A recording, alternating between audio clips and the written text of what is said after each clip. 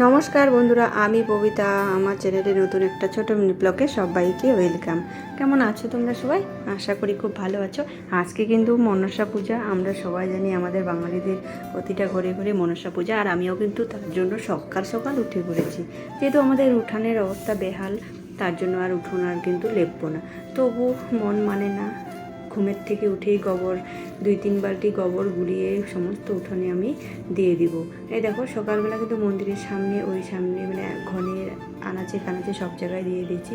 আর গোবরগুলো না দিলে না ভালো লাগে না। ওই যে পূজা পরবের দিনগুলোতে কিন্তু একটু গোবর দিয়ে না লেপলে ভালো লাগে না। তো তার জন্য এখন কিন্তু দেখে তোমরা বুঝতেছো, সকাল হয়ে গেছে কিন্তু সূর্য মামা এখনও ওঠেনি, যেহেতু গোবর সূর্য ওঠার আগেই দিতে হয়। এদিকে দেখো, আমার ছেলে আছে বন্ধু চলে আসছে। ওরা সকালবেলা রোজ হাঁটতে যায়, মানে দৌড়াদৌড়ি করতে যায়। তো তার জন্যে বললাম যে যা হোক, ওই ক্যামেরাটা ধরে দিয়েছিল, বললাম ধরতে লাগবে না, যাতে।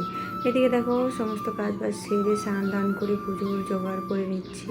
চারদিক দৌড়াতে গিয়ে বেলপাতা, ফুল, অনেক ফুল নিয়ে আসে, যেহেতু এই সময়টা এখন জবা ফুল ছাড়া কিন্তু অন্যান্য ফুল পাওয়া যায় না। আর আমাদের রাস্তায় গেলে কিন্তু অনেক ফুল, সাদা ফুল পাওয়া যায়, তো নিয়ে আসে ওর মতো করে। তো আজকের ওয়েদারটাও বেশ চনমনে, কিন্তু দেখো মনসা পূজা, বিশ্বকর্মা পুজো অবধি কিন্তু বৃষ্টির একটা ভয় থেকেই যায়। আর আজকে এই পর্যন্ত কিন্তু মোটামুটি ওয়েদারটা বেশ ভালোই।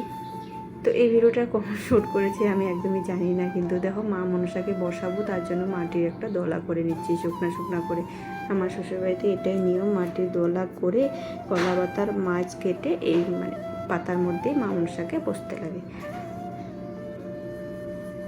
তো আমি একবারে সব কিছু জোগাড় করে নিয়ে গুছিয়ে নিচ্ছি, আর মা মনসা কিন্তু বসিয়ে নিয়েছি, ঘটও বসিয়ে দিয়েছি। তো আমি আমার মতো করে যা পারি, মাকে কিন্তু এবার সেরকমভাবে পুজো দেওয়া হয়নি, ওই একটুখানি কাঁচা ফল আর দুধ কলাটাই হচ্ছে মেন। তো আমার শ্বশুরবাড়িতে ঘটেই পুজো করে। তো এখানে দেখো, মা গঙ্গাকেও দুধ কলায় দিয়ে দিলাম। আমি আর বলতেছি, মা মনসা যেখানেই থাক, ঝড়ে জঙ্গলে জলে সমস্ত সন্তানদের যেন রক্ষা করে, সেটাই মার কাছে প্রার্থনা করতেছি সবার জন্য। আর এই মা মনসা পুজোয় কিন্তু দুধ কলাটাই মেন। তো কেমন লাগলো আমার এই ছোট্ট মিনি ব্লগটা? পাশে থেকো ভালো লাগলে।